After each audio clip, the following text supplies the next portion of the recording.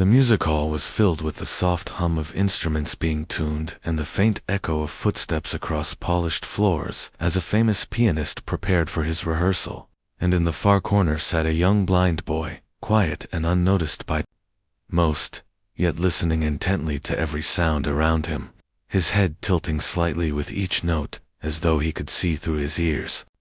He had no guide with him that day, only his cane resting by his side, and he seemed content just to sit in silence, soaking in the atmosphere of a world he could not see but deeply felt,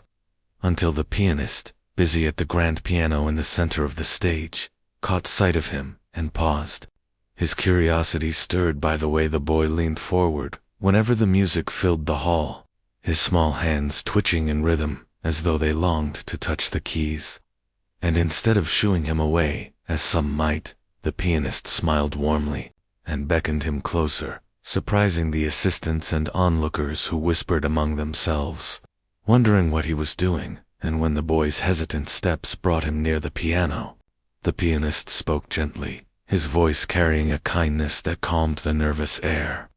telling the boy he could sit at the instrument if he wished, not to perform or prove anything, but simply for fun. Words so simple, yet carrying a weight that made the boy freeze, torn between excitement and fear, for though he had always dreamed of touching such an instrument, he had never dared in front of others, especially not a hall full of strangers watching him. Yet the pianist's encouragement gave him courage, and slowly, as though testing the ground beneath his feet, the boy reached out his trembling hands, until his fingertips brushed the smooth ivory of the keys, sending a shiver down his spine, and the hall seemed to hold its breath. Assistants exchanging amused glances, certain they would hear nothing more than random noise, clumsy and uncertain, while a few even smiled politely, prepared to clap for effort rather than skill. But the boy sat very still, his face turned upward as if listening for something only he could hear, and the pianist leaned back, curiosity sharpening into something deeper as the child's hands hovered just above the keys, pausing there in silence so long that the air grew tense, as though the entire hall waited on the edge of something unknown, until at last his fingers pressed down gently, producing a single trembling note that echoed into the silence, a sound so soft and pure it silenced the faint whispers in the room. And though only one key had been played, the pianist leaned forward, sensing a beginning, as the boy sat straighter, his hesitation giving way to something stronger inside him, a pull he could not ignore, and he let his fingers fall again, this time touching more keys, uncertain at first but then steadier, building a fragile melody that carried a strange and haunting beauty. And as those first scattered notes filled the air, every person in the hall felt the shift, the weight of something different, something no one had expected. And though the boy's sightless eyes stared forward, it was clear he saw a world beyond theirs, and in that moment, the pianist's soft invitation had opened the door to a story no one present would ever forget. The hall grew so quiet that even the soft hum of the ceiling lights seemed louder than usual.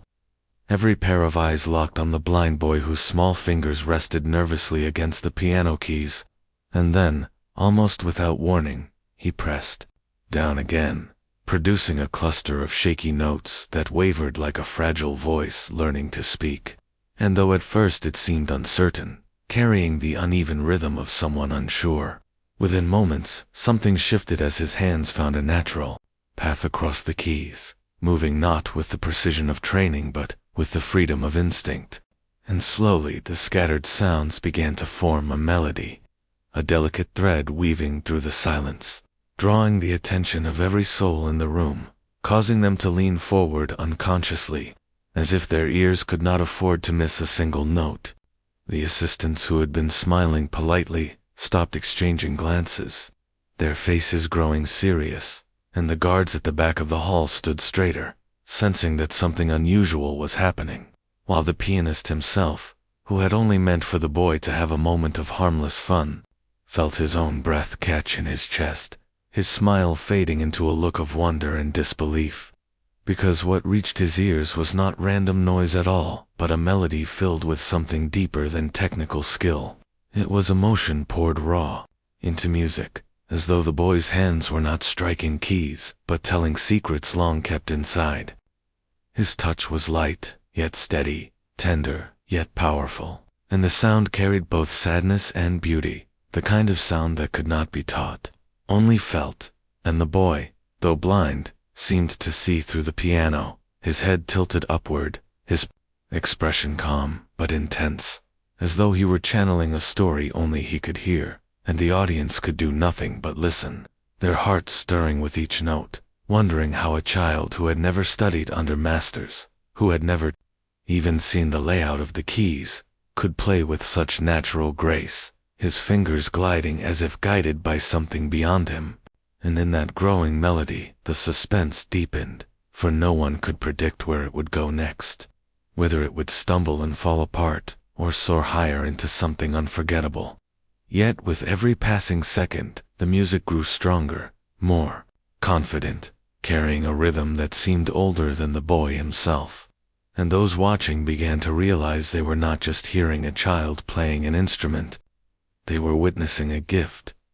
so rare that even the famous pianist, a man who had spent a lifetime mastering the art of sound, could only stand silently, his eyes fixed, his heart caught between admiration and disbelief, knowing deep inside that in that moment the boy was not simply playing for fun. He was revealing a truth no one had expected to find in this hall, and it left every listener holding their breath, waiting for whatever came next.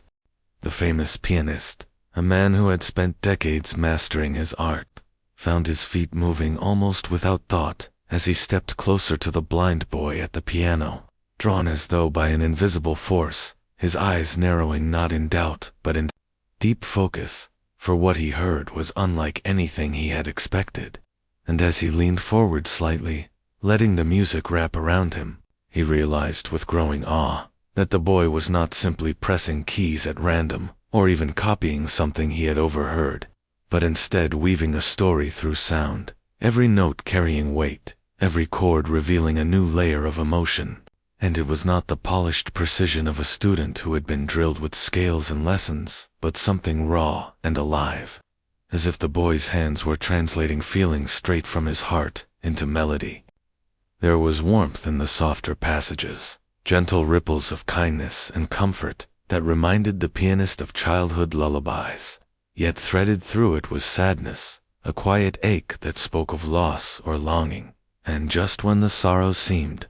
too deep and too far, a brighter lift appeared, a hopeful rise of notes that shimmered like light breaking through clouds. And this mixture of warmth, sadness, and hope pulled at everyone listening, holding them frozen in their seats as though they had been bound by the music itself, unable to look away, their breaths shallow, their eyes wide. And for the pianist, who had believed he understood music better than most, there was an unfamiliar stirring in his chest, something between humility and wonder, for he could hear that this boy's playing was not about skill or training or years of practice. It was about truth, the truth of what it means to feel deeply and express it without fear. And in that moment, he felt small, in the best way possible, humbled by the realization that all his decades of discipline had brought him mastery of technique.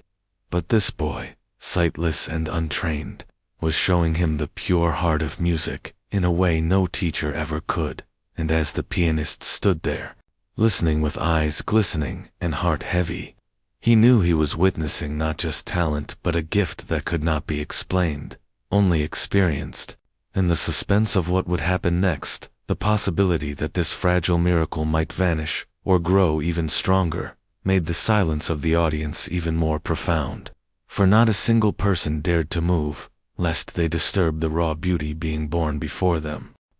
When the last note drifted into the air and faded into silence, the hall became so still it was as if the world itself had paused to honor the moment. And the blind boy, his small hands resting gently on the keys, sat quietly with his face tilted upward, unaware of how deeply he had touched the hearts of those around him, while the audience, frozen in their seats, seemed afraid to even breathe. afraid that the slightest sound might shatter the fragile magic still hanging in the air. Until finally, slowly, a few people raised trembling hands to their faces to wipe away the tears that had fallen without their notice, their eyes glistening with emotions they could not name, because what they had heard was more than music, it was truth carried in sound. And the famous pianist, the man who was so often full of words and wisdom, who had filled concert halls with explanations, teachings, and grand performances, found himself utterly speechless, for nothing he could say would ever equal what the boy had just done with a piano in his heart. So instead of speaking, he lowered himself down, kneeling beside the boy in an act of humility that stunned those who had watched him command stages with unmatched pride. And gently, with all the respect he had, he placed a hand on the boy's shoulder. The gesture so quiet, yet so powerful, that it spoke louder than any speech. And in that soft touch lay the truth he had never admitted in all his career, that true music was not measured by flawless technique, nor by years of practice, nor by the fame of the stage, but by the depth of feeling carried in each note, by the courage to play, not for applause, but for expression. And as he knelt there, his throat tight and his chest heavy with emotion, he whispered in a voice so low only those nearest could hear, confessing that for the first time he understood what music was meant to be, and the audience, seeing this great master, humbled by a blind boy who had played simply for fun, felt their own hearts break open, for they knew they had witnessed something unforgettable, a reminder that greatness is not always found in perfection, but in the honesty of the soul. The boy's lips curved into a soft smile, and though his eyes could not see the hall around him, that smile seemed to light up every corner of the room brighter than any spotlight. For in that moment it was as though the blind child had given sight to everyone else, not sight in the ordinary sense, but a deeper vision, a glimpse into what music truly meant, a truth that so many had forgotten in their chase for perfection, applause, and recognition. And the audience, still hushed and overwhelmed, felt something stir within them as if the boy's gift had quietly reached into their hearts and reminded them of a beauty that words alone could never explain. While the famous pianist, still kneeling at his side, looked at him with a mix of awe and humility, his own heart heavy with the weight of the lesson he had just received. For here was a boy who had no training, no stage presence, no polished skill, yet in a few minutes had revealed more about art than the pianist had in decades of performance. And rising slowly to his feet, the master turned to the audience, his voice trembling but firm, and declared with complete honesty that this child had reminded him of the real purpose of music, that it was not about showing greatness, but about sharing truth, not about impressing others, but about connecting souls. And as his words echoed through the silent hall, people felt their eyes fill with tears again, because they knew they were part of something they would never forget, a moment that would live in their memories long after the sound of the notes had faded. A moment where a blind boy who came only to play for fun had ended up teaching the world what art was meant to be. And in that shared silence, with hearts still trembling, the audience rose slowly to their feet, not in wild applause, but in a gentle standing tribute, filled with reverence,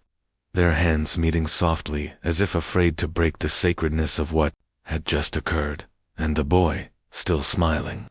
tilted his head as if he could hear their hearts instead of their claps,